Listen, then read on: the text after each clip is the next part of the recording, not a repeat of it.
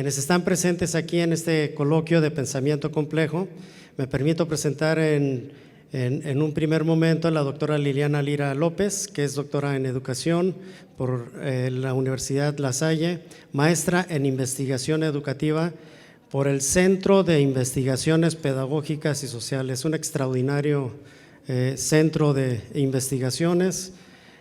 Lo digo con mucho gusto porque también soy egresado de ahí orgullosamente y que es propio de casa de la Secretaría de Educación Jalisco, con líneas de investigación, formación docente, formación de investigadores, pedagogías situadas y convivencia. Se ha desempeñado como investigadora, docente y tutora de tesis de maestría y doctorado.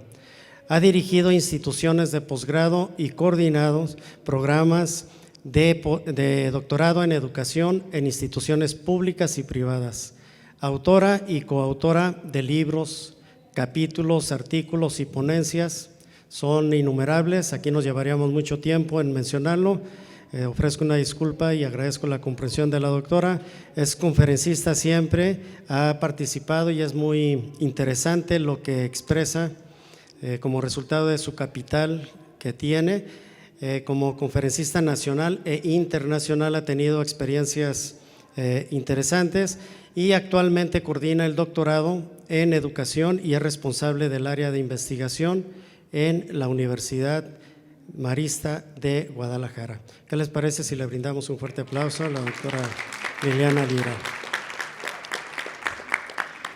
Quien también participa en este coloquio de pensamiento complejo es la doctora Rocío Sánchez Arreola, que es doctora en investigación educativa aplicada por el Instituto Superior de Investigación y Docencia para el Magisterio, que es un instituto también de casa. Es el producto y los procesos que se viven ahí son de calidad. Tuve la oportunidad también de trabajar ahí, así que podemos dar cuenta de que lo que se vive en las instituciones que crea y genera la Secretaría de Educación cumplen con las expectativas de desarrollo profesional.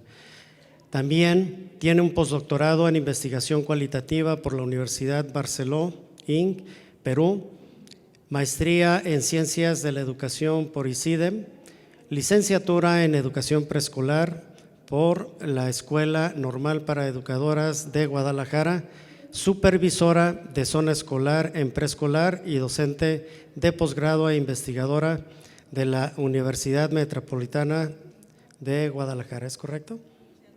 Es Universidad Marista de Guadalajara. Aquí como está con economía de letras, por eso ya inventé y ofrezco una disculpa. Les pido de favor que le brindemos un fuerte aplauso.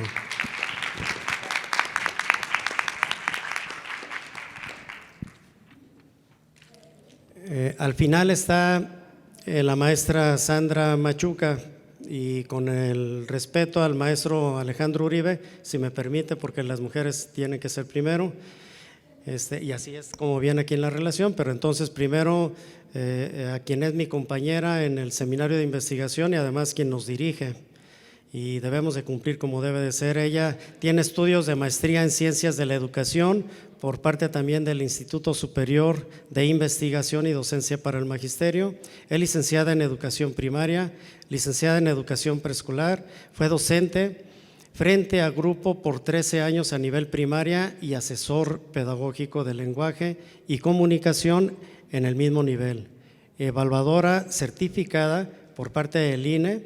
Ha participado en investigaciones educativas nacionales e internacionales enfocadas en temas como democracia, migrantes transnacionales, prácticas docentes enfocadas a líneas temáticas de liderazgo y gestión educativa. Actualmente es coordinadora e investigador de la Comisión Educativa para el Mejoramiento Educativo en Jalisco, CEMEJ, y tiene un extraordinario estilo y un comportamiento correcto como ser humano. Les pido de favor que brindemos un fuerte aplauso.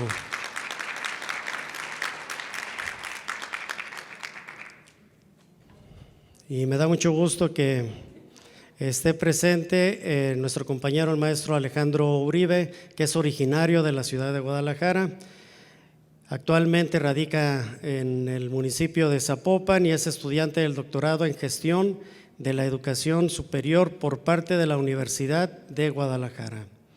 Ha colaborado en proyectos de educación, capacitación docente, gestión educativa y diseño curricular para diversas instituciones, universidades y colegios. En la actualidad colabora en los estados del conocimiento de la investigación educativa en el estado de Jalisco a nivel nacional, por parte del Consejo Mexicano de Investigación Educativa, y ha publicado diversos artículos y libros sobre tecnología y gestión educativa. Les pido de favor de que le brindemos a quien representa el sexo fuerte en el área, que bueno, el sexo varonil, nada más vamos a decir así, en esta presentación, a mi compañero Alejandro, por favor. Pues bienvenidos sean todos ustedes y ¿qué les parece entonces? Vamos a hacer la participación como resultado en el orden de que tenemos la presentación que se va a estar exhibiendo con los compañeros, ¿de acuerdo? Entonces, doctora Liliana, es su momento de iniciar, por favor. Muchas gracias. Muchas gracias, maestro Alejandro. Un honor siempre estar con usted, tan adecuado, tan pertinente, tan halagador.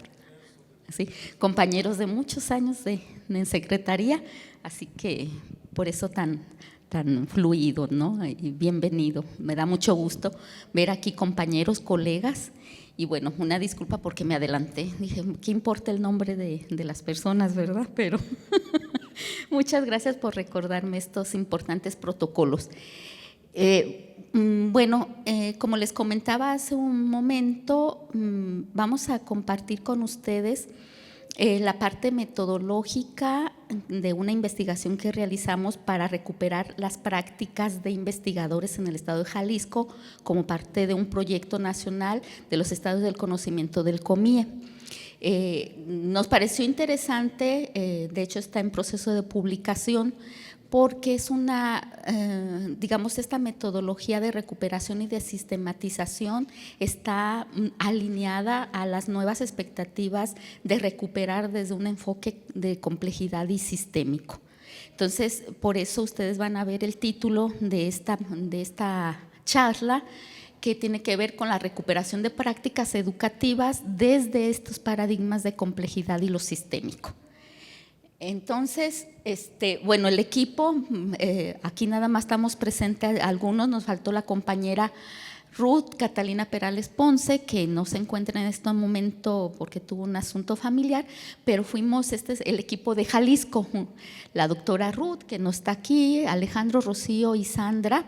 Fuimos el equipo de Jalisco que representó a nivel nacional en el COMIE la recuperación del estado de conocimiento de la dimensión de práctica educativa. Este es un antecedente importante. Bueno, esto es lo que vamos a ver en forma general, de dónde surge, cómo sobre la marcha, como todo proyecto educativo, fue dándose decisiones a lo largo, ¿no? Pero ya lo platicaremos cómo en los proyectos cualitativos pues todo es provisional, de alguna manera reflexivo, flexible a las nuevas decisiones para que se vayan perfeccionando los proyectos de investigación. Entonces hay un antecedente, la teoría, la estrategia metodológica y unos ejemplos de sistematización, porque vamos a socializar la metodología, no tanto los hallazgos, que también por cierto están muy interesantes, de cómo es nuestra práctica de los investigadores educativos de instituciones públicas y privadas. Una cosa que en otro momento, si hay oportunidad o cuando salga a quien le interese las prácticas de investigación, estaría interesante. Hoy nada más sería la parte metodológica por la implicación que puede tener en sus mismas actividades de recuperación de práctica, si es que se dedican a la investigación o a la intervención. Bueno, entonces, como les decía hace un momento, los antecedentes surge de este trabajo en equipo a nivel nacional del COMIE, Congreso Mexicano de Investigación Educativa, que cada 10 años hace un estado del conocimiento. Y en ese estado del conocimiento, usualmente utilizan unos cuestionarios cuantitativos y hacen sus diagnósticos, ¿no? De cuántos investigadores por institución, cuántas publicaciones, cuántos SNI, cuántos recursos. Es cuantitativo y se hace a nivel nacional por estados cómo se encuentra la investigación. Sin embargo, esta forma de recuperar los estados del conocimiento se centra pues obviamente en aspectos medibles y no en la parte sistémica y de complejidad o la parte de la agencia de los sujetos, es decir, cómo a pesar de ciertas condiciones favorables o no en las instituciones se hace investigación. Entonces, porque lo que se refleja como estados del conocimiento desde la parte cuantitativa sí refleja si hay plazas, no hay plazas de investigadores, cuánto es el sueldo, cuántas son las publicaciones, da un diagnóstico. Pero la parte de cómo hay investigadores que producen, no obstante de toda la complejidad y todas las limitaciones, es interesante, porque entonces Comié está dando un diagnóstico fragmentado.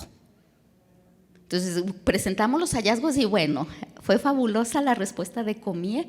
Bueno, nos sentimos halagados el equipo porque, bueno, halagados por buena investigación, aunque los resultados no se crean que fueron tan halagadores. Nos sentimos bien porque fue una metodología exitosa, aunque los resultados, pues hay muchas paradojas que en otro momento platicaremos. Pero este es el antecedente, fue la necesidad de documentar prácticas desde la cultura, desde la subjetividad, desde lo complejo, desde las relaciones sistémicas. Entonces, es importante identificar qué se entiende por cada cosa, ¿no? Y bueno, ahí está alguna justificación de que el Comié tiene su forma de hacer sus diagnósticos. Somos el primer estado, el primer equipo, aquí humildemente el primer equipo, que hace un estado del conocimiento cualitativo. Pero bueno, la metodología es lo que me interesa. Y bueno, aquí, a diferencia de lo cuantitativo, tiene la potencialidad de documentar la capacidad de agencia de los sujetos, porque si hay una estructura que determina, pero cómo nos movemos en esa estructura para que suceda la investigación, o en este caso, cómo nos movemos los actores educativos en nuestras instituciones para que suceda el acto educativo, el que se trate, supervisión, dirección, docencia. Nosotros lo aplicamos en investigación, pero puede tener en otras áreas. Y bueno, entonces, esto nos permitió documentar los contextos diferenciados, porque los cuantitativos miden a todos los estados y todas las instituciones por número de producciones de investigadores, etcétera. Pero no nos dice estos contextos diferenciados a qué se deba o cómo deben de producirse. Y bueno, vamos a empezar con la parte teórica. Mis compañeros van a explicar cómo se está concibiendo la práctica educativa desde un aspecto social. Y bueno, adelante, maestro. Muchas gracias. Bueno, la perspectiva teórica que nosotros utilizamos fue primero entender la práctica de la investigación como producto de un aprendizaje social. Si bien entendemos que toda práctica educativa a simple vista parece netamente individual, la verdad es que la construcción de la práctica se da por medio de un montón de elementos sociales que se interrelacionan para la producción de esta práctica como tal. Entonces, esta práctica individualizada es fruto de la cultura, de la historia, de una serie de elementos que se tendrían que considerar para poderla entender en toda su magnitud. Desde ahí entonces el enfoque que utilizamos fue un enfoque sistémico, ¿no? Que busca como ver estas interrelaciones y estos elementos desde el autor Edgar Morin, poder ver todas estas relaciones en lugar de verla como algo parcializado, como algo que no está interconectado y interrelacionado. Más allá de las causas y los efectos de las prácticas educativas que tenemos como docentes, poder ver qué elementos del contexto, de la realidad, de la historia, hacen que mi práctica fluya, que mi práctica se dé como investigador educativo. Entonces, este es el elemento central, por eso decimos, pues bueno, está hecho y está concebido desde la cuestión sistémica. Inclusive ya verán más adelante cómo nosotros graficamos estas interrelaciones con algunos métodos que permitieron verlas de manera mucho más clara, tanto en los elementos que las constituyen como en los elementos que ya decía también la doctora Lili, que los contradicen, ¿no? O que generan tensiones. Partimos de la premisa de que la práctica profesional, ya sea educativa o de investigación, es una construcción y es un proceso social. ¿Y en quién nos basamos? Nos basamos en Vygotsky, en las teorías socioconstructivistas, en Brunner, pero también desde la sociología, desde Luhmann, desde Goffman. Si bien, como Alejandro ya lo había mencionado y la doctora Lili también, el individuo es el que genera esa práctica educativa y esa práctica de investigación, también se aprende y se construyen significados en lo social, a partir de la cultura. No hacemos las cosas de manera aislada.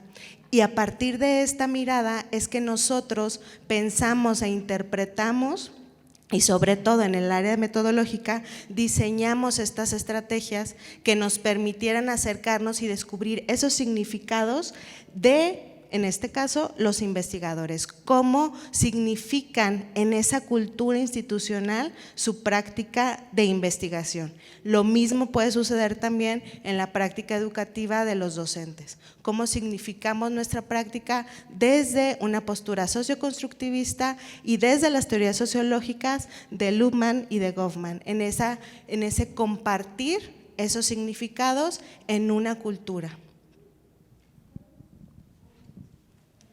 Bueno, entonces desde digamos de estas premisas, para no abordar mucho lo que sería la teoría, sí quedarnos que la cultura, porque estamos documentando la cultura, lo que hace posible que los agentes tengan su capacidad de agencia dentro de una estructura. La cultura es un concepto interdisciplinario, lo trata, ya dijo Rocío, desde constructivismo social o bien desde las teorías sociológicas, de sociología del conocimiento, de la subjetividad, del mundo de la vida cotidiana, es decir, cuando los sujetos actúan porque así se usa en su contexto y responde a las necesidades lógicas implícitas de sus contextos de interacción, porque así se usa, así funciona. Esa es la parte de la sociología y parte de la cultura.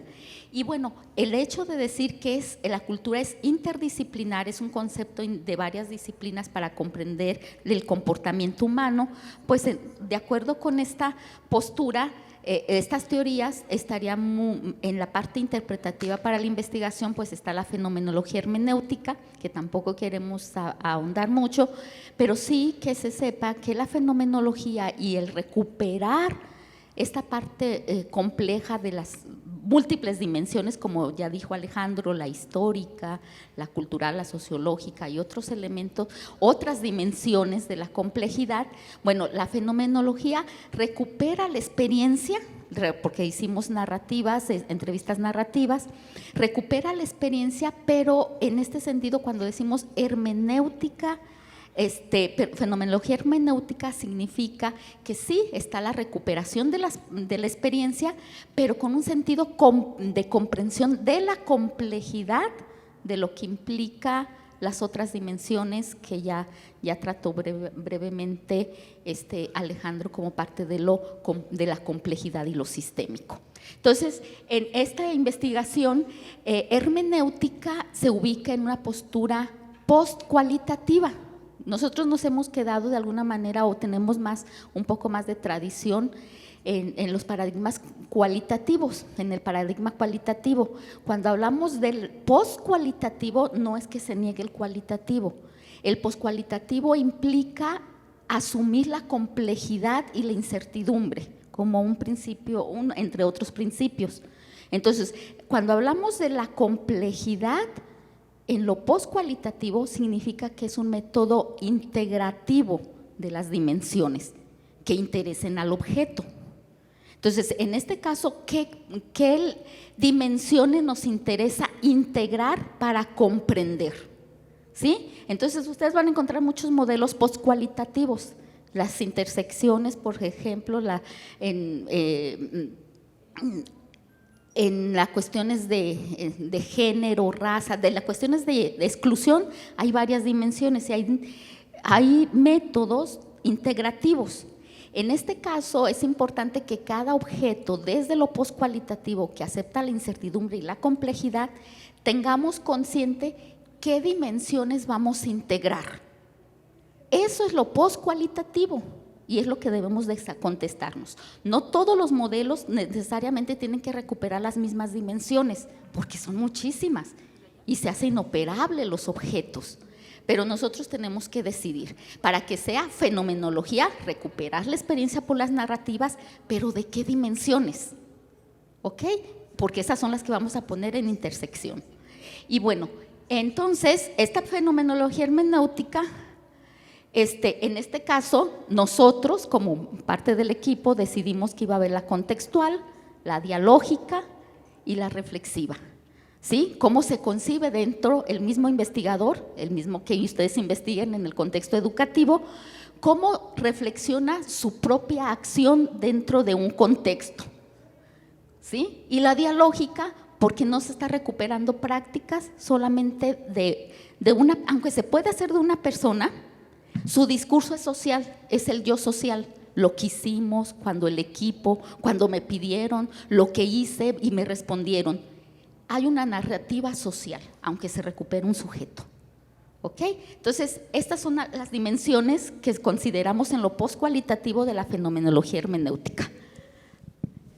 Y bueno, las narrativas dentro de la fenomenología nos explicará Alejandro.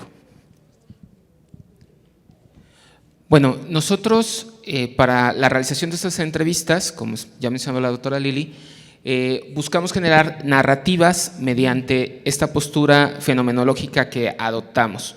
En ese sentido, lo primero importante es que vimos que las narraciones, a final de cuentas, desentrañan los significados sociales que las personas tienen, específicamente en este caso sobre la misma práctica educativa, ¿sí? De acuerdo con Hertz, pues bueno, eso es lo que posibilita el hecho de que una persona te narre su experiencia, su vida, su manera de actuar.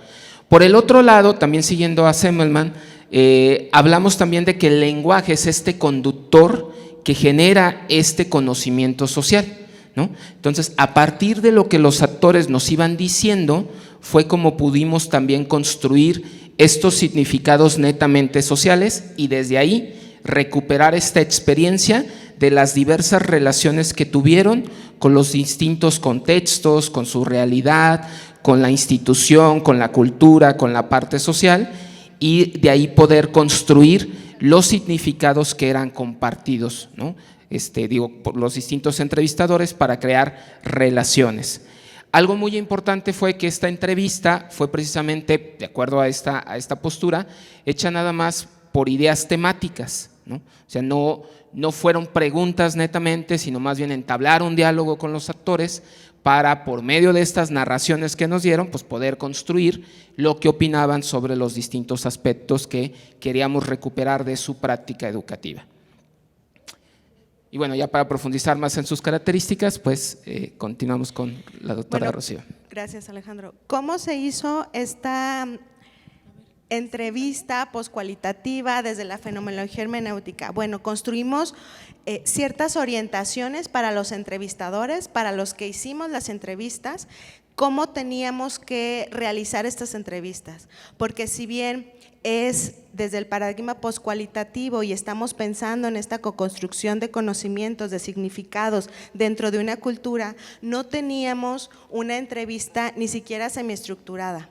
Partimos de orientaciones, de estas orientaciones que ustedes están viendo, y de preguntar, de solicitarle al investigador que recordara, que pensara en esos tiempos anteriores sobre lo que nosotros queríamos rescatar, que en este caso era su práctica de investigación, cómo la realiza. Y entonces le decíamos, acuérdate, haz memoria de cómo haces investigación. Otra forma fue que a partir del mismo diálogo que nos estaban otorgando estos investigadores, íbamos enlazando preguntas a partir de lo que ellos nos compartían. Es decir, la misma narrativa nos iba guiando para nosotros recuperar información a partir de las preguntas de investigación que teníamos planteadas y de estos ejes temáticos que posteriormente construimos. Fue importante también para la recuperación de los significados que en el momento en que nos estaban platicando cómo era su práctica investigativa, para recuperar esos significados le preguntábamos, ¿y a qué crees que se deba eso? ¿Por qué crees que pase eso? Y con ello recuperábamos también esa cultura institucional, lo que les permitía, lo que no les permitía tener una práctica de investigación, cómo sorteaban esos obstáculos que pudieran tener para trabajar, para realizar investigación, para combinar la docencia con la investigación. Y finalmente, cuando los investigadores veíamos que la narrativa ya no nos daba para recuperar significados, le pedíamos que nos contaran anécdotas o ejemplos.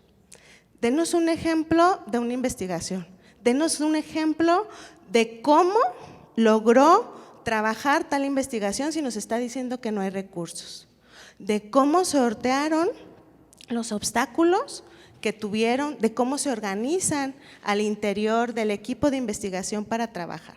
Y entonces a partir de estas orientaciones es que cada uno de nosotros entrevistó a los investigadores. Como estábamos terminando la pandemia y por los tiempos de los investigadores, trabajamos en línea, vía Zoom. Generábamos la cita, los entrevistábamos y bueno, hubo entrevistas que duraron 1 hora, 2 horas, hora y media, de tan rico que fue utilizar esta forma de entrevistar. Bueno, bien, gracias. Bueno, como ya les contextualizó mi compañera y colega, y se hicieron 11 entrevistas, fueron 11 sujetos de investigación con criterios de que hubieran contestado el cuestionario que ya les contextualizaron previamente y que ellos, bueno, previamente se les contactó, se les dio se vio el consentimiento de que ellos quisieran participar, hacer estas entrevistas. Cabe resaltar que fue en etapa de pandemia, es por ello que las entrevistas se realizaron de manera virtual. Entonces se hicieron grabaciones por medio de la plataforma de Zoom y a partir de ahí, bueno, se hizo el contacto con ellos accedieron y se inició una entrevista con todo el enfoque que ya previamente mis compañeros hablaron. Y bueno, aquí hay que resaltar la forma en que fue dirigida dicha entrevista.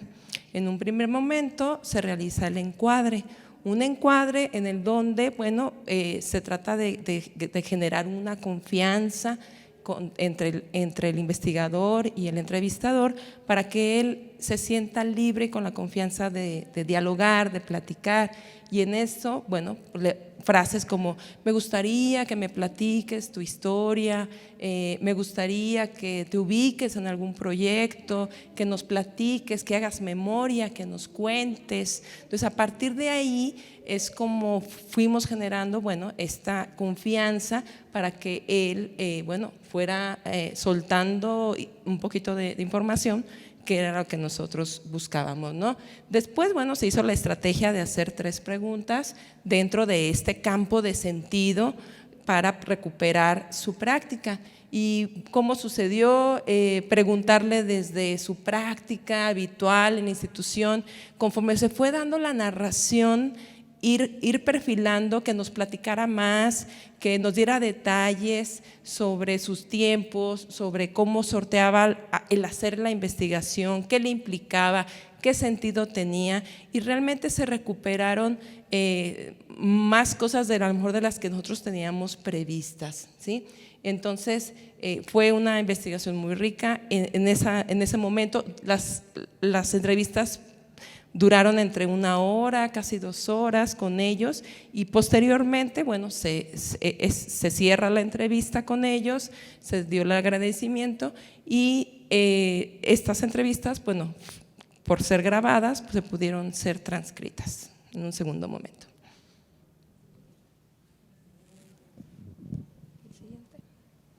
Gracias. Bueno, lo importante de esto que les comentaba en la hermenéutica, en la fenomenología hermenéutica, implica que el investigador debe de asumir una postura. Por eso se hablaba de orientaciones al que va a aplicar la entrevista, orientaciones de tipo cuéntame, ¿no? Cuéntame, quiero que me platiques. Y algunas estrategias que ya platicó Rocío, y aquí es un ejemplo de preguntas para que no sea directiva, porque la posición del investigador es una escucha activa. No, aun cuando es el entrevistador, es el de la escucha activa. Entonces la estrategia está en obtener una narrativa, no de pregunta y respuesta como sería en otras entrevistas, incluso la semiestructurada. Aquí son 2, 3 preguntas digamos, de empuje, y las demás preguntas son sobre la misma historia que nos cuenta. Por eso es una escucha activa. Entonces, las preguntas de empuje es, como ya lo decía aquí además Sandra, de los criterios de selección de los sujetos y el clima que se tenía que provocar, son preguntas claves. Por ejemplo, lo amarillo es como un encuadre, ¿qué quiero? Y luego hacemos 2 o 3 preguntas, no muchas, máximo 3, ya lo pusimos en práctica, 2, 3, unidas bajo un sentido, para que el sujeto, la persona que nos va a contestar, ubique su propia historia y articule a sus significados. ¿Ok? Y entonces no es una pregunta. Aquí, por ejemplo, dice, desde tu práctica educativa, estaba viendo que es de otro proyecto, pero vale, finalmente, son para investigación educativa. Dice, desde tu práctica, y ya sea educativa, de investigación superior, lo que estén investigando, desde tu práctica habitual en la institución, en la escuela, donde sea, cuéntame, quiero que me cuentes, ya le estás dando, quiero que me platiques, ¿no? Claro, previo código ético y todo lo que ya saben.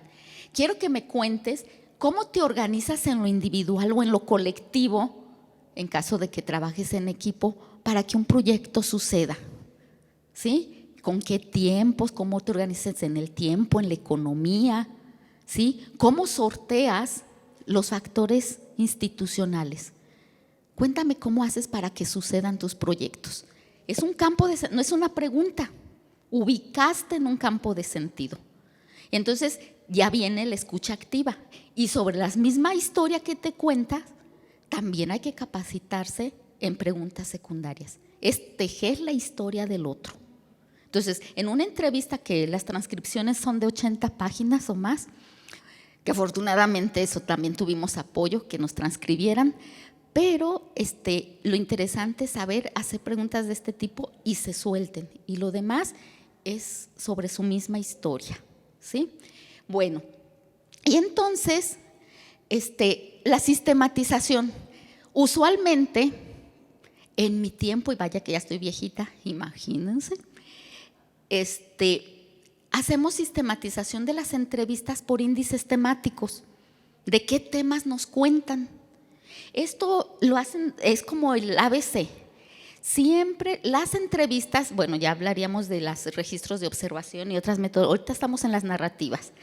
En las entrevistas, usualmente la forma de sistematización es por índices temáticos. ¿De qué temas nos hablan? Y nosotros podemos ahí poner los temas que nos hablan, los articulamos en categorías y luego esas categorías en ejes temáticos. Es lo común, es el ABC. Todos debemos saber hacer índices temáticos en las entrevistas, pero esto es lineal, no es circular, no es sistémico ni de complejidad. Nos dice de qué temas y a cuáles les da más énfasis y en qué campo ese tema se puede ubicar. Pero esta forma se requiere, pero no es al paradigma. ¿Ok? Entonces, esta explicación lineal o sistematización lineal teníamos que pasarla a un nivel sistémico y de complejidad, porque no nos daba. Finalmente nos daban cosas incluso similar que los cuantitativos, similares, no todo, obviamente, porque hay cosas que cuentan que no consideran las preguntas acuérdense del antecedente, ¿no? Del cuantitativo. Entonces, aquí los índices temáticos, pues es lo común para las entrevistas, pero es lineal. No significa que no sea pertinente. No es adecuado a la perspectiva de la complejidad y lo sistémico, porque hay quien puede decir, es suficiente con el índice temático para el objeto de estudio que están abordando. Pero en nuestro caso, ahí el dilema, y pasamos una aventura padrísima. Bueno, a mí se me hace padrísima, a lo mejor los compañeros sufrieron mucho, pero a mí se me hizo padrísima porque hicimos muchos intentos de cómo hacerlo complejo, hacerla la complejidad y lo sistémico. Y bueno, para llegar a esto, bueno, al que sigue, que luego lo voy a explicar, para llegar a ese resultado hubo cosas padrísimas, pero antes de eso nos vamos a ir del índice temático a otra forma de sistematización que nos va a explicar Sandra. Muy bien, gracias. Pues como dice la doctora, sí, nos vimos en un dilema de cómo hacer esta construcción ya del análisis y llegamos a la conclusión de que una buena manera de hacerlo sería a través de mapas, construir mapas de relación, no mapas conceptuales, sino mapas de relación. Esto para que nos permitiera ver justamente estas relaciones en cuanto a reciprocidad y a la circularidad de todo lo que sucedía en la narrativa o del discurso. Esto, bueno, podríamos encontrar recursividad, tensiones, ver también el conjunto de todo lo que habíamos encontrado, bajo el cual, bueno, estaba organizada la práctica. Entonces, es así que utilizamos los mapas para poder visualizar desde otras perspectivas el análisis y las relaciones que se iban gestando en esta narrativa. Y de esta manera pudimos ir ordenando, ir clasificando, y por cada uno de los, que parecía a lo mejor caótico, como lo comentó la doctora Lili, fue caótico, pero también lo disfrutamos, que eso fue muy, muy bueno. En las sesiones que tuvimos lo disfrutamos, porque dentro de todo esto fuimos creando estas relaciones y fuimos creando también ciertas codificaciones que también fuimos construyendo por la naturaleza de las narrativas. Entonces, a partir de ahí, nosotros fuimos haciendo mapas por caso. Hicimos, por ejemplo, tantas entrevistas, y a partir de ahí fuimos viendo estas también regularidades y construyendo las categorías. Y bueno, más adelantito vamos a ver algunos de los ejemplos de algunos de estos mapas y cómo al final, ya cuando terminamos y construimos un mapa más grande, ¿no? Un mapa genérico. Entonces, ahorita continuamos con la explicación. Bueno, para explicarlo mejor, igual si alguno no alcanza a ver, digo, porque hay espacio acá en la mesa de adelante, se pueden acercar un poco para que puedan entender esta simbología que utilizamos, ¿sí? La simbología que utilizamos fue, como ven en la parte de arriba, lo que ponemos al centro es la temática central del estudio. En este caso, la práctica educativa como tal, ¿no? Esa era la temática central del estudio y aparecía en medio del mapa que íbamos a construir. Luego los rombos eran los ejes o las temáticas generales, es decir, las narrativas dominantes que los distintos investigadores nos iban dando y que, bueno, como ya decía Sandra, primero se hicieron mapas particulares y luego se generó un mapa general para poder encontrar estos ejes temáticos mucho más generales de las experiencias de todos los investigadores. Luego se generaron por medio de los círculos categorías o acciones centrales que eran derivadas de los ejes, ¿sí?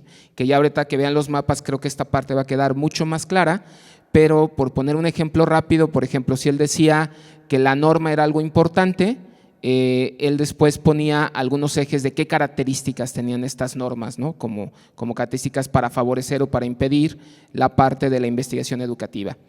Los triángulos significaban alianzas, es decir, cuando ellos trabajaban en redes o generaban alianzas con otras instituciones, organizaciones o investigadores. Las líneas hacia un solo sentido eran acciones derivadas de la categoría como tal. Las líneas con doble sentido eran acciones con reciprocidad. Cuando poníamos líneas que estaban entrecortadas, significa que había una relación de tensión como tal. Cuando solamente estaba la línea, queríamos expresar que había un vínculo en esa relación. Cuando poníamos esta línea que está así como a forma de Z, tal vez la puedo describir, era una relación indirecta, sesgada, gracias doctor, sesgada, es una relación indirecta como tal. Cuando es una doble línea, es que hay un fuerte vínculo en lo que están diciendo y lo que están comentando. Y cuando el círculo lo poníamos más grueso, para nosotros significaba que había un énfasis en el discurso que el investigador estaba realizando. Entonces, por medio de todos estos simbolismos básicos, fue como se fueron creando y desarrollando propiamente los mapas.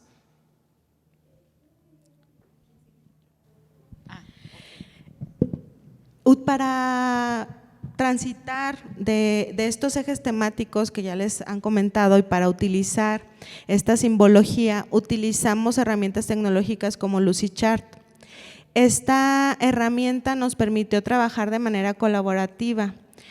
Habilitamos una cuenta y todos los integrantes del equipo teníamos acceso a esta cuenta. Como se puede dar cuenta, esta herramienta tiene ya mapas prediseñados, mapas conceptuales, diagramas, hojas de ruta, pero ninguno nos era útil para dar cuenta de lo que estábamos encontrando, de esos hallazgos, de esa complejidad, dar cuenta de lo sistémico. Entonces fue que empezamos a crear a partir de esta herramienta con un mapa en blanco. Y entonces fue que empezaron a surgir esta simbología que Alejandro les comentaba y a partir de donde nosotros empezábamos a alimentar esta cuenta de Lucidchart. ¿Por qué hacemos énfasis en esto? Porque fue una maravilla.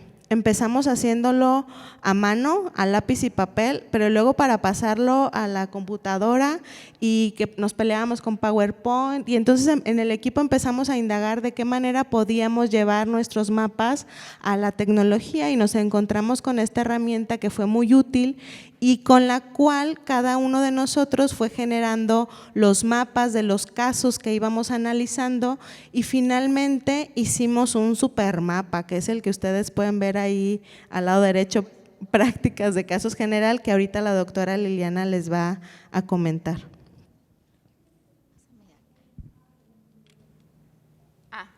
Ok, bueno.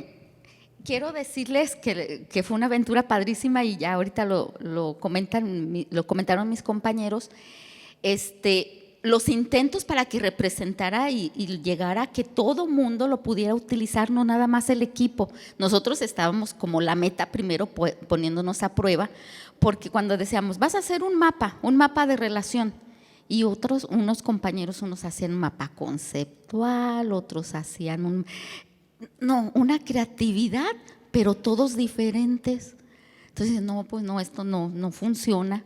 Igual, la simbología, cada quien hacía lo que quiera. Entonces, el hecho de ponernos de acuerdo de cosas que ya existe, por ejemplo, para lo sistémico y la complejidad, algunos elementos ya están dados de los familiogramas en lo de terapia familiar sistémica. Quien conoce un poco de este enfoque terapéutico, hacen familiogramas de sistémica relacional que nos traemos a cuenta, ¿no? Entonces los triángulos son alianzas, por ejemplo, que se utilizan ahí, lo intercortado para dar cuenta de que hay grupos, hay relaciones de tensión, los dobles vínculos, los dobles discursos, los énfasis.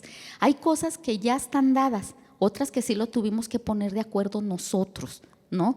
Y como simbología aplicarla y que todos nos saliera más o menos igual, y la tecnología de que nos obliga a hacer gráficos igual nos obliga.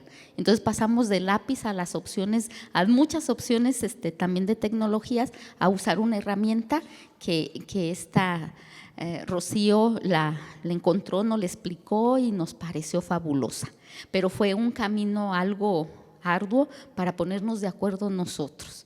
Y quedaron mapas primero individuales y luego las de regularidades, porque como todo proceso científico hay que buscar regularidades, pero primero lo individual.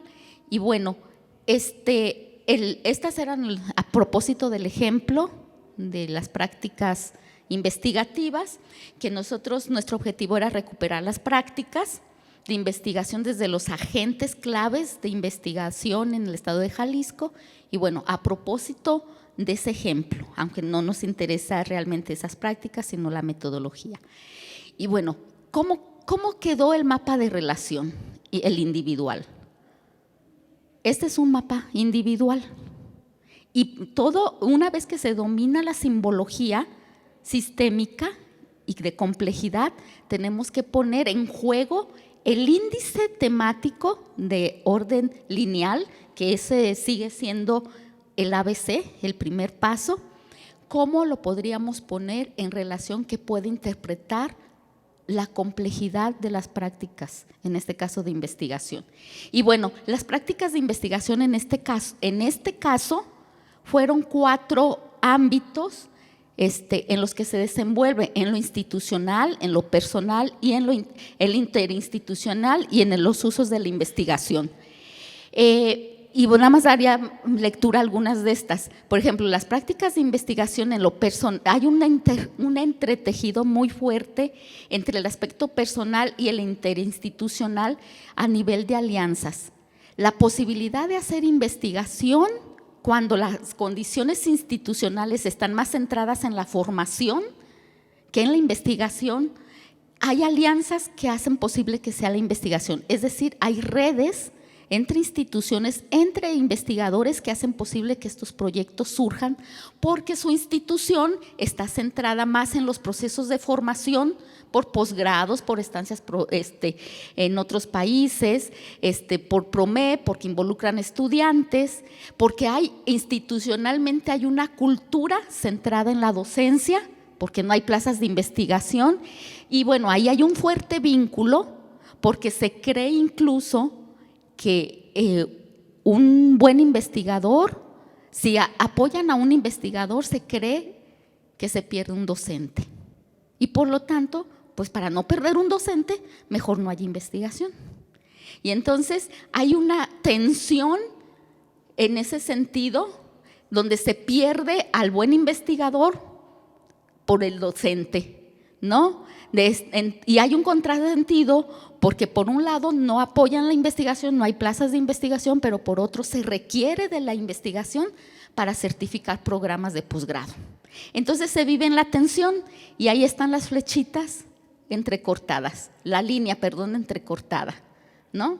Entonces no hay condiciones institucionales, lo que le da una insatisfacción personal, pero esto se subsana por las redes que hace con otras instituciones y con otros investigadores de otras instituciones, porque se hacen realmente ambientes auténticos de aprendizaje, porque el investigador se concibe como un aprendiz continuo, pero no en espacios escolarizados, sino en la capacidad de hacer proyectos colectivos para continuar preparándose. Entonces, las redes de colaboración, los equipos auténticos para hacer proyectos de investigación, en este caso, es un ambiente significativo de aprendizaje, ¿sí? Y no nada más los aspectos de formación formales, que es la posibilidad de hacer investigaciones en algunas instituciones, no voy a decir cuál, a lo mejor se identifican, pero no voy a decir cuál, donde la normativa únicamente apoya la investigación cuando está vinculada a la formación, a su propia formación, solamente en esos casos. Y la otra, pues en las redes. Y bueno, vive en la constante tensión de que el investigador hace en esas condiciones de creencia de que se pierde el investigador, se pierde un buen docente porque hacen investigación, ¿no? Y bueno, esa es una lectura rápida de dónde están los vínculos fuertes, dónde están las creencias. Por ejemplo, ahí la creencia, culturalmente hablando, es muy fuerte, por eso hay doble flecha, un fuerte vínculo de que la docencia, las instituciones están centradas en la docencia y por lo tanto hay esa creencia y hay un doble vínculo. O sea, es fuertísimo, o sea, culturalmente, históricamente, es algo imposible de mover, porque la normativa nomás favorece la formación, no la investigación, aunque la investigación la requieren, ¿sí? Y por eso la atención. Este es de un caso y un pedacito. Ahora vamos a ver de todos los casos cómo quedó el mapa y cómo lo vamos a explicar con evidencia. ¿Yo empiezo? Ok. Bueno, este es un mapa de regularidades y ustedes van a ver que hay unos círculos más marcados. ¿Qué significaba que estaba más marcado? Que hay énfasis, que una gran parte de su discurso está, esa capacidad de agencia de investigador está dado por esos circulitos. Es lo que hace posible que haya investigación. Entonces, hay un énfasis en la norma, en los tipos de investigación, en un aprendizaje continuo, los roles que tiene y las características que distinguen a un buen investigador. No es necesariamente que sea SNI, eso es normal, eso es otra cosa, ¿ok? Bueno, y en esto, a ver, la anterior me voy a ir a las características personales. El ser investigador tiene características personales, esto ya es regularidad, no es de un caso. Todos tuvieron su mapa y vimos dónde había tensiones, dónde había dobles vínculos, dónde había énfasis, dónde había toda la simbología, dónde había. Y entonces hicimos la agrupación para explicar un estado del conocimiento, ¿no? Y bueno, el ser investigador en este caso tiene características personales. Por ejemplo, la creatividad, la tenacidad o hábitos de la disciplina. Esto es lo que lo hace ser un investigador que no tiene esto, y coincidieron varios de los entrevistados, y aquí dice, entonces tenemos que tener y afinar mucho la creatividad, porque no nos queda de otra, ¿no? Porque si no, pues no nos podríamos conformar con decir, pues como no tenemos recursos, como no hacemos investigación, y pues no estamos justificando. Y eso me parece, primero, que no hablo bien de la institución, y segundo, porque también me parece que sería un contrasentido para nosotros mismos, pues no tener creatividad para ser investigadores, ¿no?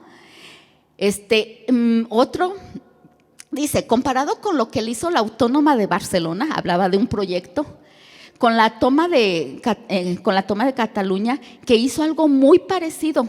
Él hablaba de un presupuesto muy pequeñito, que hizo algo muy parecido, pero ellos con millones de pesos, y nosotros así, con un presupuesto chiquito, hicimos algo similar. Nuestro cuerpo académico, muy sui generis, ¿no? O sea, somos ejemplares, la verdad, porque somos muy creativos y muy trabajadores. O sea, la creatividad y los hábitos, ¿no? Y dice, es la motivación y los hábitos, ¿qué tanto estoy motivada para esa investigación? ¿Y cómo son mis hábitos personales? ¿Cómo es mi disciplina? Porque un investigador que funcione bajo la procrastinación, pues no, o sea, no hay un despuesito. O sea, aquí se entra. Así la investigación no funciona, de vez en cuando no funciona. Hay un hábito que te hace ser investigador.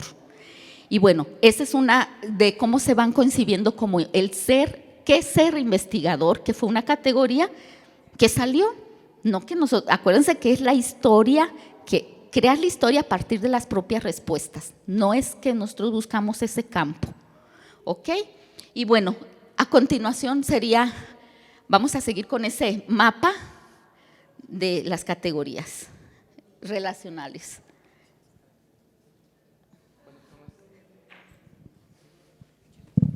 Sí. Ya. Ok, pensé que no estaba funcionando. Bueno, de nuevo, regresando a este mapa general, ¿sí?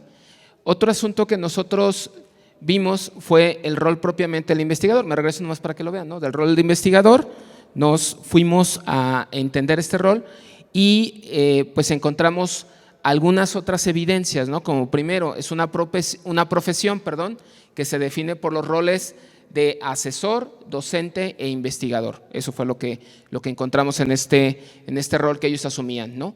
Y entonces, algunas evidencias que nos dieron para decir estas tres cosas es lo siguiente. Primero, Tengo otros colegas de instituto, de universidades públicas y privadas que han investigado, por ejemplo, el tema de la gestión del liderazgo, pero nunca ha estado en tal espacio o tal lugar educativo.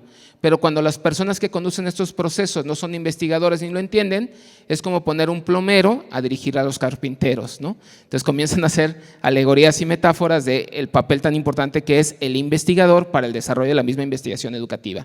Otra, mis acciones están vinculadas con lo que cotidianamente hago, o sea, no hago una investigación que me saque de la escuela. Yo trabajo con alumnos en la normal y mi objeto de estudio, por decirlo de alguna manera, son los mismos estudiantes de la normal. Entonces, desde la docencia generan también experiencias de investigación.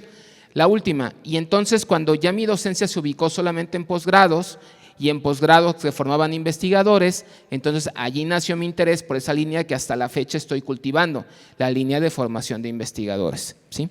Entonces ellos ven desde sus prácticas, desde lo que están haciendo, cómo su rol como investigador va cambiando y se vincula mucho con las experiencias de docencia y de investigaciones institucionales o en la misma institución donde están trabajando. Bueno, continuando también con esta parte de este ámbito del ser investigador, encontramos que el ser investigador requiere de un aprendizaje continuo. Es una práctica que se aprende y que por lo tanto no se nace siendo investigador, sino que con ese continuar investigando lo vamos a lograr. Y entonces decía uno de los casos que aquí lo pusimos porque fue muy significativo, dice: empecé a trabajar con la gente de Comie, recuerdo perfecto. En ese tiempo me tocó estar con unas investigadoras, con gente de mucho nivel. Entonces digamos que aprendí mucho de esa gente en ese tiempo. Entonces vivía yo discusiones como de muy buen nivel con mucha gente. Cuando hicimos el análisis encontramos que esta práctica de investigación es algo que se aprende, pero se hizo mucho énfasis en que para ser investigador había que trabajar o estar en conjunto en equipos de investigación con investigadores que ya hacían investigación de tiempo atrás, como en el ejemplo que les acabo de leer. Otros nos decían que eran estrategias que uno tiene que aprender no en cursos ni talleres, sino que haciéndolo. Entonces hubo mucho énfasis, como lo pueden ver en el mapa, en el aprendizaje continuo, en esta parte del ser investigador, que la doctora Lili también reiteraba que no se aprende en la escuela, se aprende haciéndolo, haciendo investigación.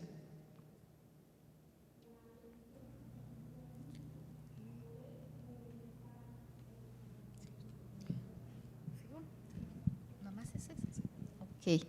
Bueno, entonces este ya de alguna manera también fue, así como lo presenté en el individual, está en el colectivo, ante una cultura institucional centrada en la docencia, que ya lo decías en el mapa individual, que también fue representativo en otros, el aprender a manejar la norma implícita y explícita es fundamental. O sea, si no está destinado a algo explícitamente para hacer la investigación o la práctica que se vaya a realizar, entonces es importante en esa capacidad de agencia, las posibilidades de acción es que se conozca la norma, implícita o explícita, ¿no? Y en este caso, por ejemplo, dice, el conocer la norma, a merced de una beca, tuve por parte del programa PROMEP, pude realizar un trabajo de investigación de tesis en un posgrado de calidad. También fue la oportunidad de poder hacer una estancia como investigador con un experto en una universidad. Es lo que dio la norma, lo que puede apoyarle y entonces lo utiliza. Y entonces, otro para si quieren no leer todos que tienen que ver con cómo manejan la norma, dice, uno sabe con quién hablar, no con qué oficina o con qué área, sino con quién hay que dirigirse para conseguirlo. Eso no es norma explícita, es implícita. Y son estrategias, pericias que se logran solamente en acción, ¿no? Entonces, ante una cultura de docencia, pues tiene que saberse muchas normas implícitas. Bien, y eso en cuestión de la norma. tensiones y contrasentidos, Rocío.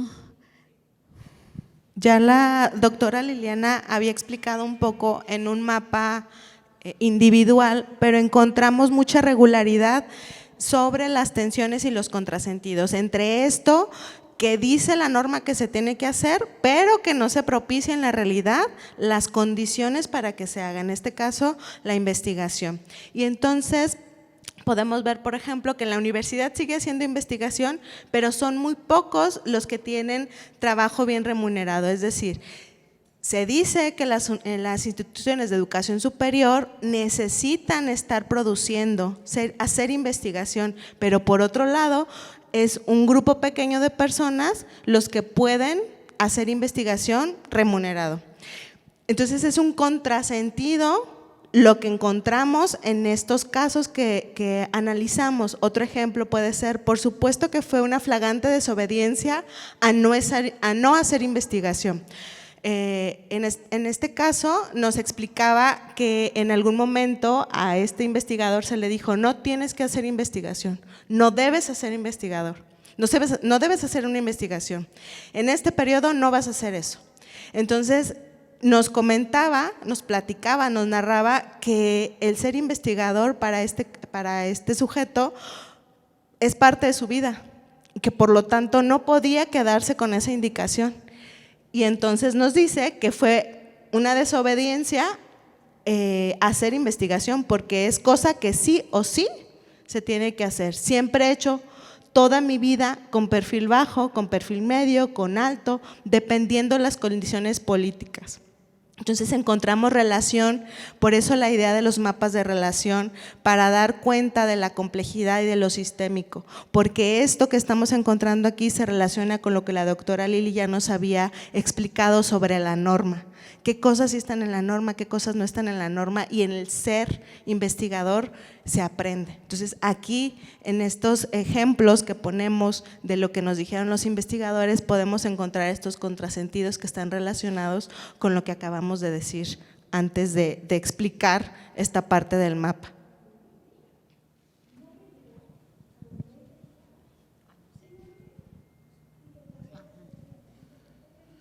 Bueno, otra cosa que también, bueno, estuvimos viendo en este mapa, digo, solamente para que vayamos como siguiendo cómo nos vamos adentrando, por ejemplo, en esta parte de redes sociales para la colaboración, que fue lo que ellos decían. Pues bueno, primero que hubo prácticas para la producción del conocimiento, tanto individual como de manera colectiva, ¿no? Y en ese sentido, algunas de las evidencias que nos ponen que son muy significativas, voy a leer nomás dos, ¿sí?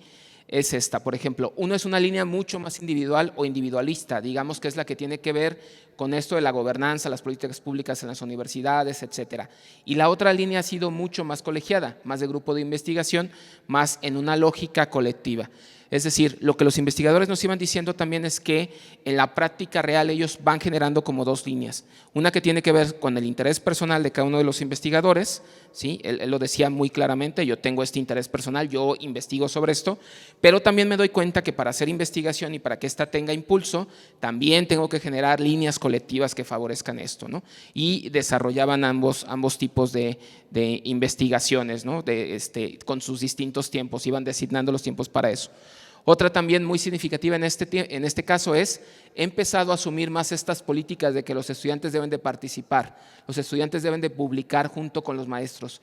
El hecho de que esté en la política ha hecho que sí se empiece a cumplir. Es decir, algo que también fomenta este asunto de generar redes es que ellos van creando su propia red de colaboradores con los estudiantes que tienen y los van invitando a sus propios espacios de trabajo, lo que permite que la red vaya agarrando cada vez mayor fuerza y el objeto de estudio o la investigación que están realizando pues obviamente se comience a ampliar, ¿no? Que también favorece esta misma formación de investigadores.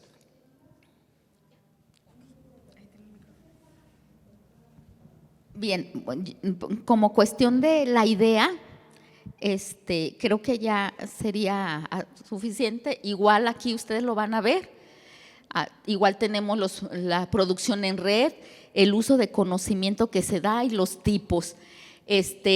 pero está en el mismo sentido de cómo se puede ir explicando todo lo que sucede a nivel de agencia de los sujetos para recuperar la cultura y las condiciones institucionales en los que se mueve, y es posible este tipo de investigación.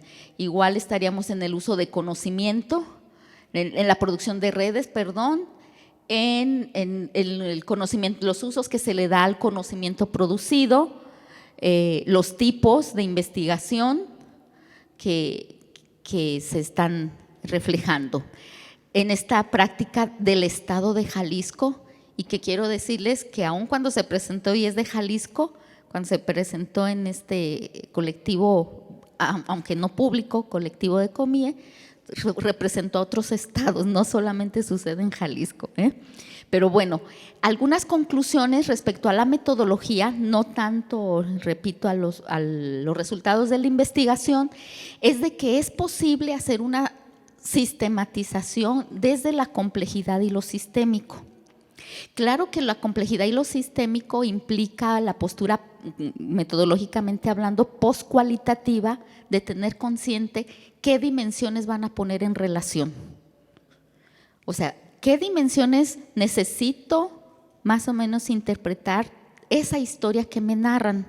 Entonces, hay condiciones previas de capacitación también en el propio investigador como instrumento que entrevista, de educarnos en la escucha activa, porque los investigadores hablamos mucho y los docentes pues también, ¿verdad? Entonces nos gana el hablar. Y estas son algunas conclusiones a propósito solo del día de hoy, que las prácticas educativas pueden ser recuperadas y analizadas desde el paradigma de la complejidad y lo sistémico a través de métodos narrativos. También da la posibilidad de los otros, pero en este caso ejemplificamos solamente el narrativo, y mediante elaboración de mapas de relación, porque es sistémico, o sea, es completo el nombre, mapas de relación, ¿ok? De esas relaciones, de las dimensiones, de la complejidad, para que quede en lo post-cualitativo, ¿de acuerdo? Y bueno, elaborar los mapas de relación implica procedimientos inductivos, como todo lo cualitativo, en la sistematización y análisis de datos. Para el caso de las entrevistas, si bien se requieren los índices temáticos, solamente da un nivel de interpretación lineal, se tiene que pasar a un nivel de relación. Y bueno, desde la postura postcualitativa es necesario un enfoque de integración de dimensiones. Estas dimensiones, como ya los dije, depende de sus objetos. Y bueno, de acuerdo a la postura que tomamos en COMIE para hacer este estado del conocimiento, correspondía a la complejidad y lo sistémico, que es la investigación colectiva que tenía todo el equipo, esta postura. Y bueno, los mapas de relación requieren simbologías básicas que reflejen estas relaciones sistémicas y de complejidad. Y en estos mapas de relación, para que resulten y puedan ser usados por otras personas, no nada más en el equipo, sino en general, tienen que ser simbologías compartidas, y en nuestro caso, creo que también así sería, usar un mismo sistema, una misma herramienta tecnológica, porque nos da la posibilidad de uniformar el tipo de relaciones y simbologías, porque pues es importante que no se tenga un investigador de una manera, otro investigador de otra manera y otro de otra manera. Es importante compartir esta simbología que recupere esa perspectiva sistémica de reciprocidad, circularidad, recursividad y estos conceptos que nos da la descripción de las relaciones en los grupos sociales y la cultura finalmente institucional. Y bueno, esta es la experiencia que quisimos compartir y que la apliquen en la recuperación de sus propias prácticas. No sé, maestro Alejandro, si pasamos a otro momento. El primer momento que debe darse es primeramente expresarles un reconocimiento por este trabajo a través de un aplauso.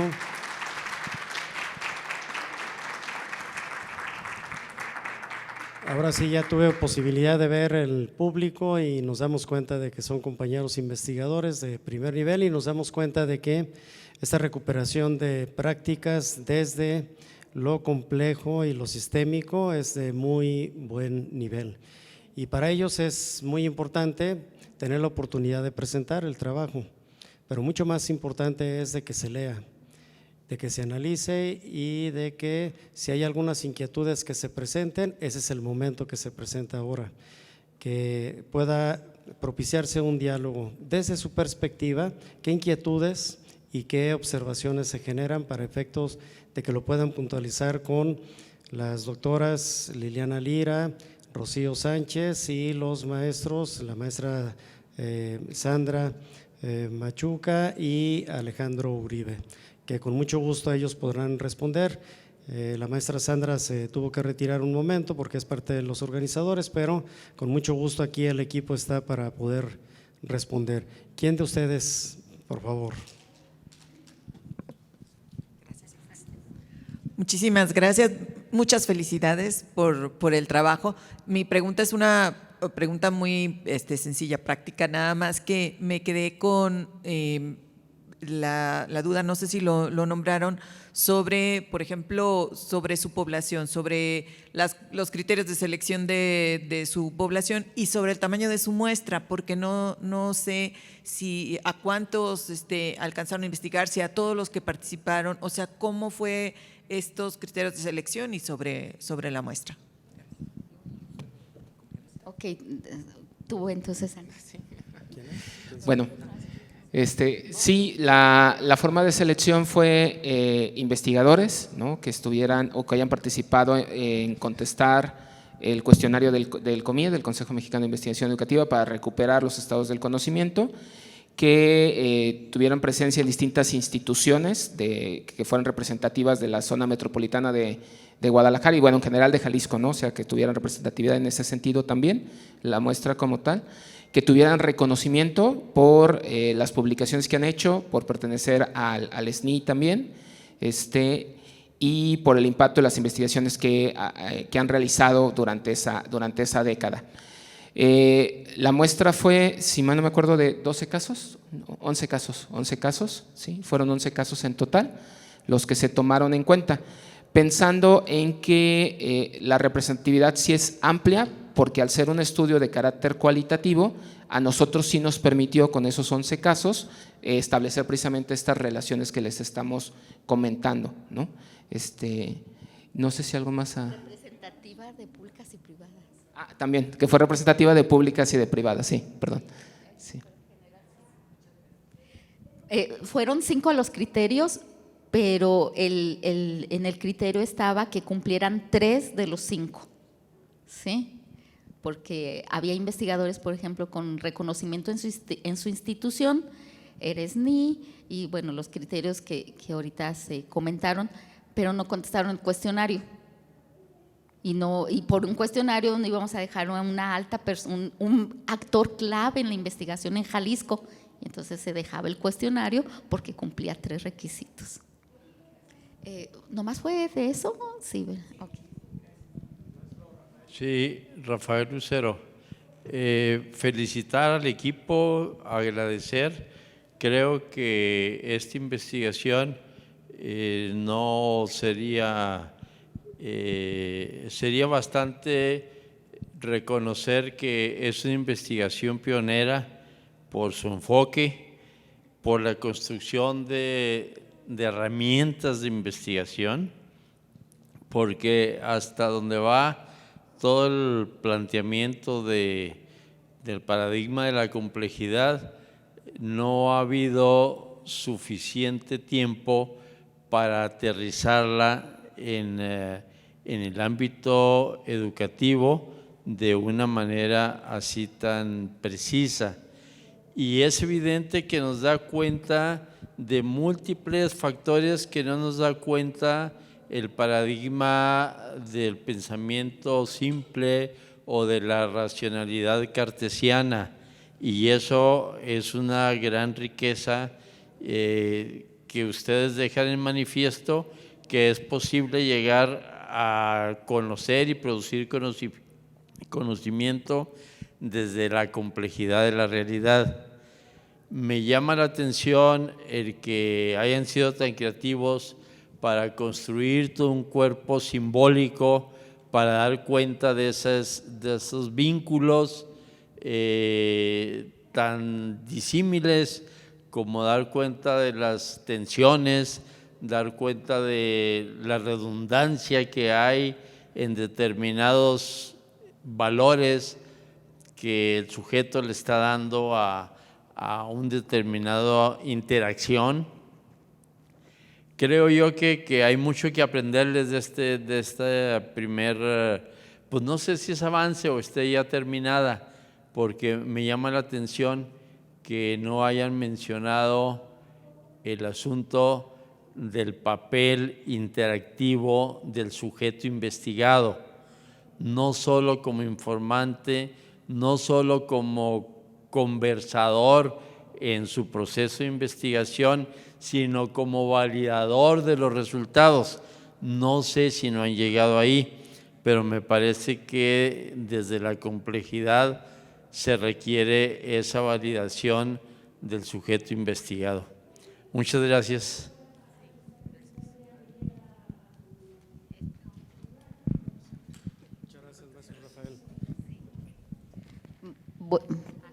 Bueno, un comentario muy interesante, sí.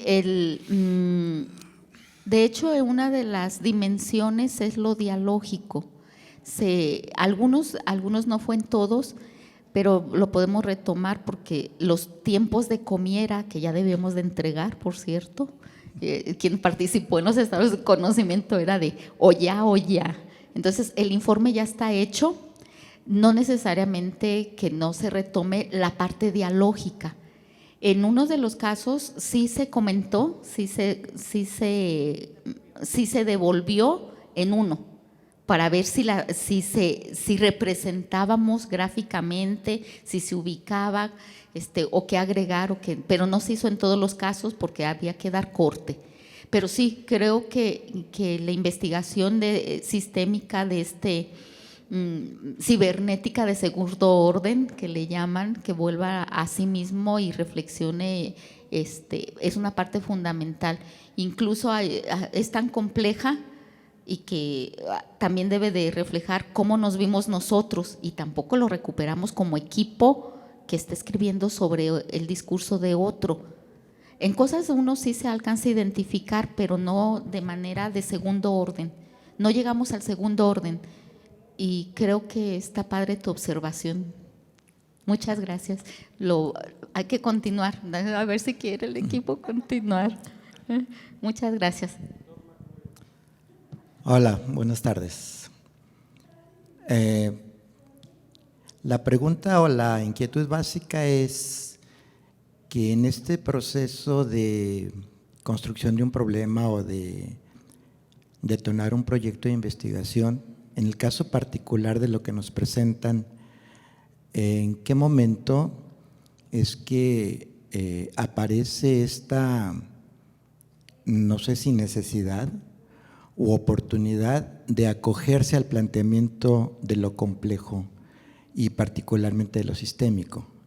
Si esta es una decisión que toman en el germen del trabajo, en el inicio del trabajo, en el origen del trabajo, o si es una necesidad que se va dando conforme se desarrolla el trabajo, por un lado. Y en ese sentido, ¿cuáles pudieran haber sido algunas de las incertidumbres básicas o más importantes que fueron saliéndoles al paso? ¿Y cómo las pudieron ir resolviendo desde lo teórico, lo contextual y lo metodológico? Bueno, yo creo que vamos a contestar los tres, porque está algo compleja. La postura sistémica y de complejidad es una postura que se tomó en el equipo del área 3 de investigación de la investigación educativa a nivel general. Sin embargo, dentro y por eso digo que si nos reflejamos, las redes de colaboración siguen siendo la fuente de aprendizaje continuo.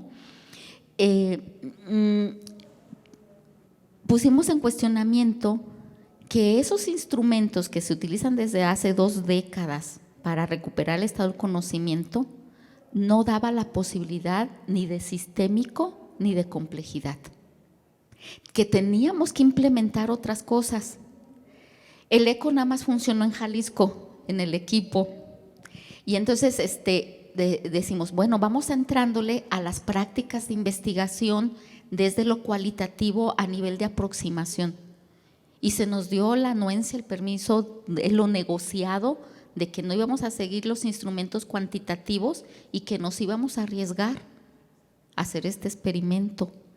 Porque ¿cómo un cuestionario va a dar cuenta de las relaciones si es algo característico de lo sistémico? Mucho menos que tenga contemplada las dimensiones que hay que poner en diálogo para la complejidad. Entonces fue una decisión de coherencia al mismo planteamiento de origen de Comie en esta área. Y entonces se negoció a que, ok, hagan lo que quieran. Y no, hagan lo que quieran, pero lo presentamos y también ellos nos daban retroalimentación, ¿no? Entonces, fue una decisión, como todo proyecto cualitativo, flexible, pero también en construcción colectiva. Así como sucede en los procesos de formación, en ciertos posgrados, no solamente en los coloquios, sino como una práctica cotidiana, el dialogar y argumentar las decisiones, así se fue construyendo, no fue algo previo. Fue un asunto, desde mi punto de vista, de coherencia al planteamiento que se hacía en equipo nacional de lo sistémico y complejo, cuando eran instrumentos cerrados. Entonces, así surgió. ¿Rocío? Bueno, aunado a lo que la doctora Lili nos comenta, también hubo retroalimentación de otros estados cuando les presentábamos lo que estábamos haciendo, nuestro planteamiento, cómo íbamos a acercarnos a esa práctica de investigación desde este planteamiento teórico. Tuvimos retroalimentación en reuniones virtuales con otros equipos de trabajo de investigación en el estado del Comie, que les interesó como esta parte que estábamos haciendo y también nos ayudó mucho a seguir construyendo. Referente a las incertidumbres, pues en el momento de analizar las entrevistas creo que fue un momento clave porque empezamos a analizar con ejes temáticos y era lineal, era plano. Entonces, ¿cómo lograr? Creo que eso fue la coyuntura, ¿cómo lograr pasar de lo lineal a una representación del análisis que estábamos haciendo que permitiera mostrar esa complejidad y esas relaciones que encontrábamos nosotros a partir de las categorías que iban surgiendo? Por eso hicimos tanto énfasis en esta parte de los mapas de relación, porque fue un trabajo muy arduo en encontrar la forma, lo teníamos en la cabeza, pero cómo lo podíamos dar a conocer a los demás. Además de que terminamos el mapa general, pero nos faltaba algo. Nosotros lo podíamos interpretar y entonces ahí fue cuando empezamos a delinear la simbología que fuera la misma en todo el equipo y que otros, a partir de esa simbología, pudieran leer el mapa como nosotros lo estábamos interpretando. Creo que esa fue una de las incertidumbres a la que nos enfrentamos y que fuimos sorteando al interior del equipo. Es algo así muy rápido. Y retomando un poco con las ideas que dicen, esto también, la incertidumbre que también nos generaba era si los resultados iban a ser diferentes a todo el trabajo que realizaba Comie, ¿no? Porque a final de cuentas el gran reto que teníamos era presentar algo que de verdad complementara este cuestionario, bueno, y estos elementos que ya conocemos de cómo se presentan los estados del conocimiento, y entonces que sí demostráramos que de verdad se representaba la complejidad, se representaba lo sistémico y se representaba las narraciones de los investigadores, ¿no? Y entonces estábamos todo el rato preocupados porque ahorita estábamos platicando Rocío y yo ahí entre lo que estábamos presentando porque nos acordamos del proceso, de todo el trabajo que significó, porque lo que está detrás es primero construir cada uno individualmente, por eso decía la doctora para ese trabajo de tesis de posgrado, ¿no? Construir cada uno individualmente su mapa, luego que fuera pasado a revisión por todos los actores, luego crear el mapa general y luego que fuera revisado por todos los actores y luego revisar qué evidencias iban de acuerdo a esa construcción del mapa para poder construir, interpretar y teorizar. Entonces, sí fue un trabajo muy complejo que creemos nosotros que sí da cuenta de esta visión, ¿no? Pero sí fue de verdad con mucha incertidumbre, con mucha tensión, porque aparte era apúrale porque esto tuvo que haber estado hace 3 semanas, ¿no? Como generalmente pasa con este tipo de trabajos. Y hay una incertidumbre, ¿eh? Bueno, ya la aceptamos. No va a aparecer en el estado del conocimiento nacional, porque solo es Jalisco. Pero no importa, lo vamos a publicar en otro lado. ¿Mm? En mi estado. Bueno, estado de Jalisco, no estado de ebriedad, ¿eh?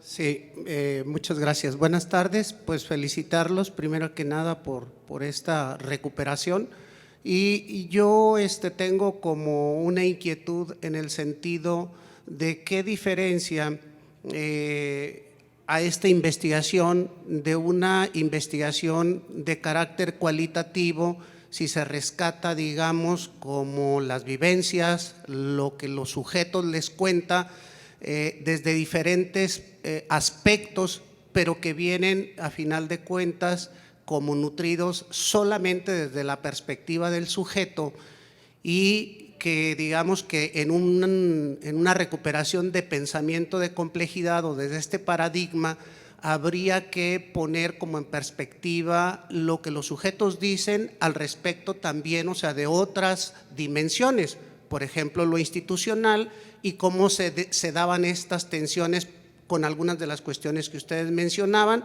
como para no solamente recuperar lo que los sujetos están narrando, sino además, o sea, las otras dimensiones, el entorno, las cuestiones institucionales, etcétera. O sea, ¿qué haría? O sea, como caminar una investigación más allá de una investigación cualitativa a una investigación de pensamiento complejo.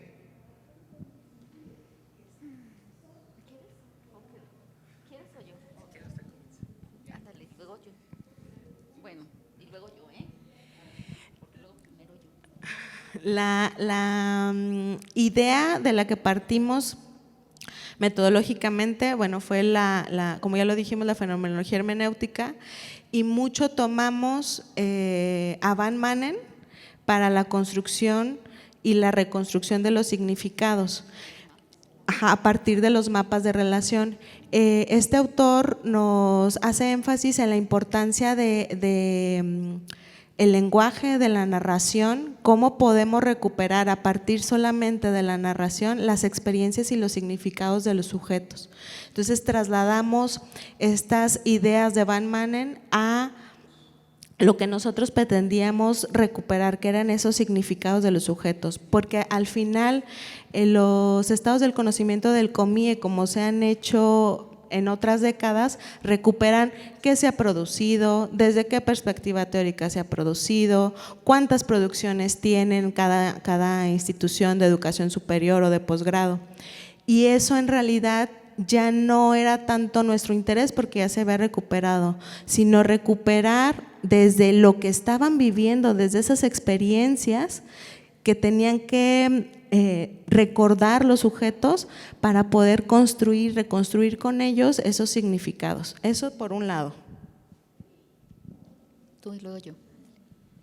Sí, lo otro que yo me quedaba pensando ahorita con la pregunta, a ver si la entendí yo bien, es que nuestro enfoque grandote sí fue lo cualitativo como construcción social, ¿no? O sea, este paraguas permeaba todo lo que hicimos y lo que construimos, ¿no? Y los mapas, precisamente como decía Rocío, pues eran ya la expresión de cómo funcionaba este sistema y este modelo complejo, ¿no? O sea, como una expresión mucho más clara que permitiera visualmente a cualquier persona que lo vea leer estas interrelaciones, estas tensiones y demás. ¿Cómo pasamos de este paraguas a esa visión amplia? Pues desde, como ya lo hemos mencionado, desde las posturas epistemológicas que traíamos desde el inicio como equipo, ¿no? O sea, lo sistémico y lo complejo lo teníamos que reflejar en los resultados y en la manera de analizarlo, y eso nos llevó a repensar o a pensar en nuevos instrumentos, nuevas formas, nuevos medios, ¿no? Que no solamente se quedaran en lo netamente temático, sino que pudieran expresar estas relaciones con evidencia. Sí. Ay, Francisco. Yo creo que el asunto finalmente que articula uno de los conceptos es la cultura, es multidisciplinar. O sea, cómo se concibe desde la sociología del conocimiento de la vida cotidiana, desde el constructivismo social, en lo sistémico. En lo sistémico es fundamental la parte de la cultura, porque nos da una forma de entender la organización entre los seres humanos, entre los sistemas, ¿no? Entonces, no son posturas que sean contradictorias entre sí para dar una explicación de que somos, organizativamente hablando, no solo presente, sino también pasado, no solamente normativos, sino también las cosas que nos funcionan a diario, porque así sucede. Entonces, lo que nos puede articular y que de hecho teóricamente las culturas o la cultura, el enfoque que cada quien tome, nunca se ponen de acuerdo en el concepto de cultura por la complejidad. Entonces, no creo que sea cómo pasaron de esto cualitativo a este paradigma. Yo creo que más bien no fue la preocupación central, fue que no fueran contradictorias epistemológicamente.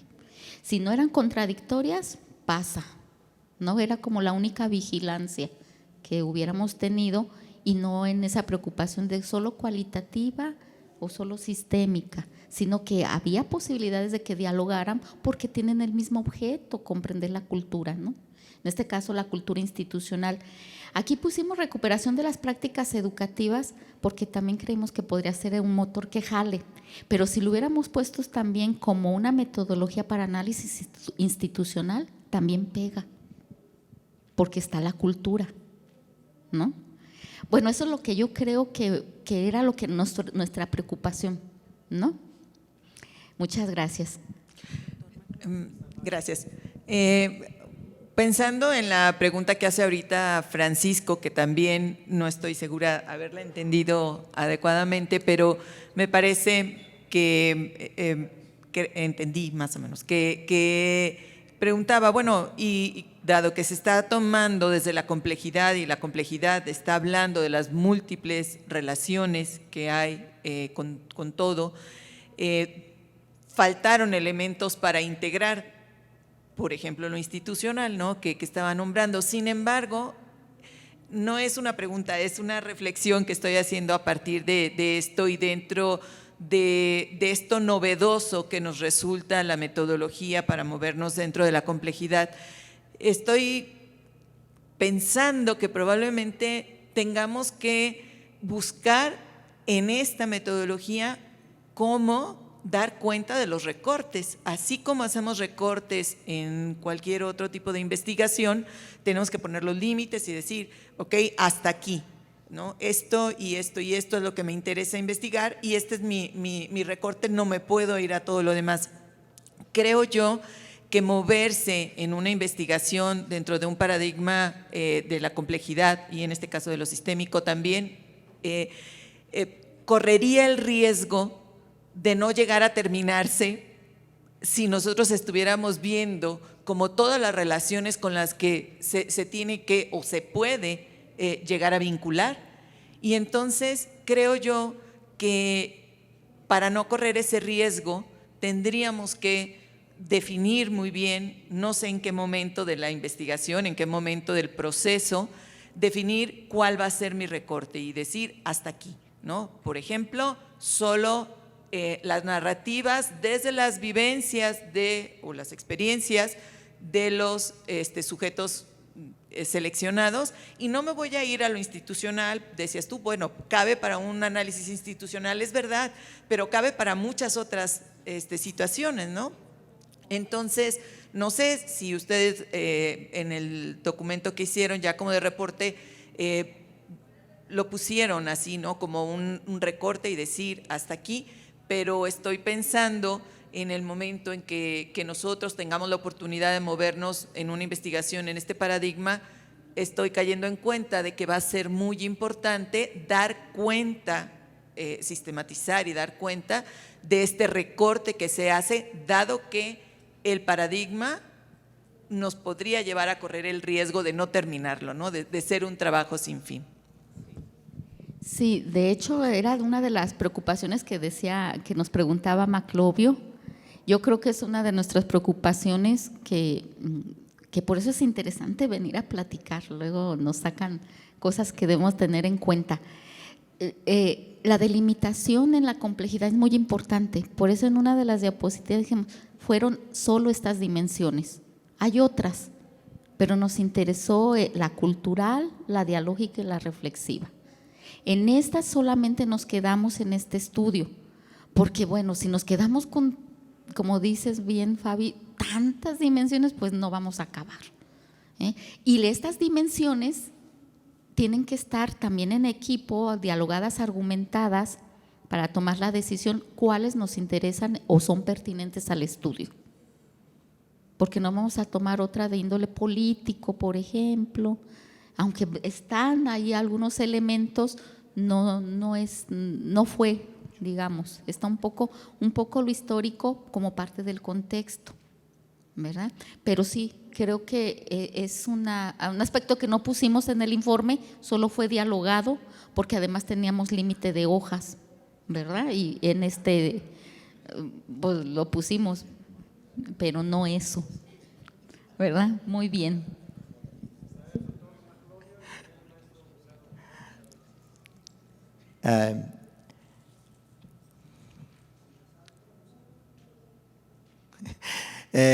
Hace ratito en lo que informaban, una parte de lo que explicaron tenía que ver con que localizaron algunas tensiones y bueno, las fueron describiendo, ¿no?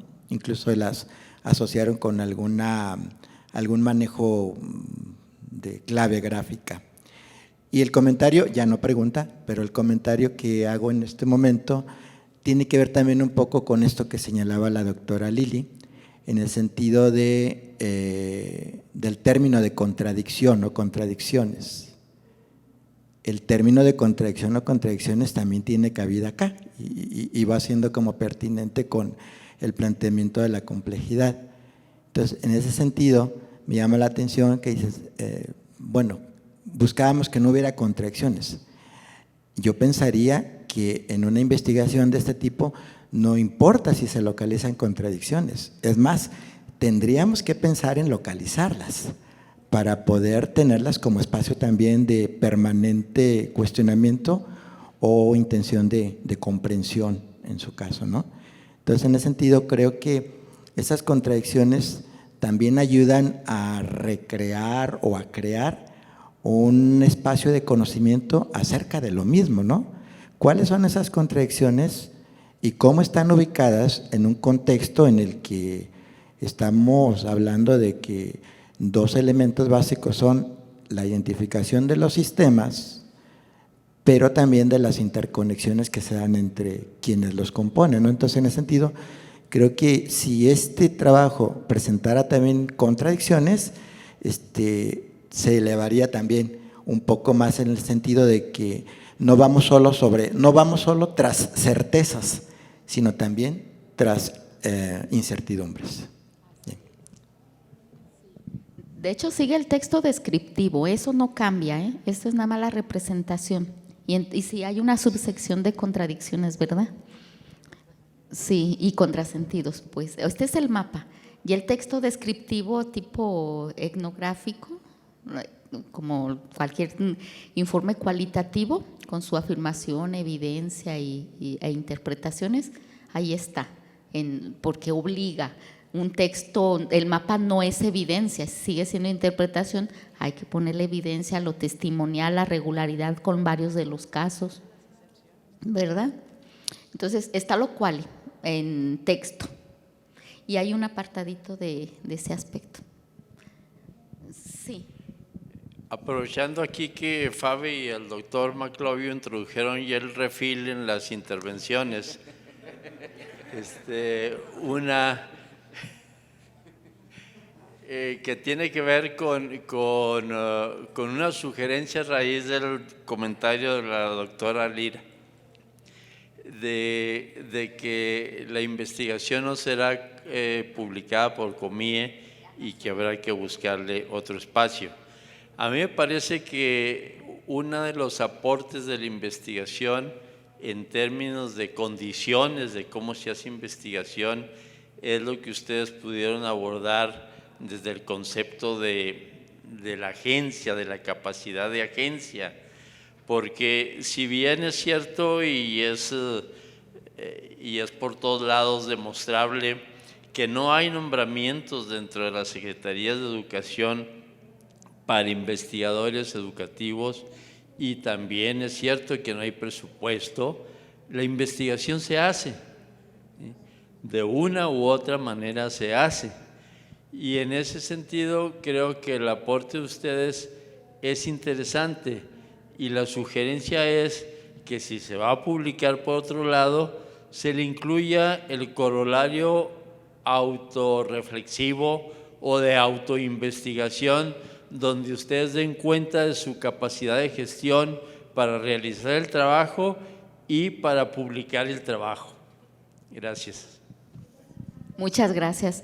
Se va a publicar en estados de conocimiento a nivel estado, ¿sí? Pero con limitación de páginas. Nosotros pensamos hacerlo en extenso, dando énfasis no solo en otros aspectos. Sí, muchas gracias. Claro que sí, lo vamos a tomar en cuenta. Muy amable por la sugerencia. ¿Algo más quieran comentar? Pues que ya no más preguntas. Pero muchas gracias, me dio mucho gusto estar aquí con ustedes y sus comentarios o preguntas nos van a servir mucho para seguir construyendo. Gracias. Un aplauso, sí, muy bien.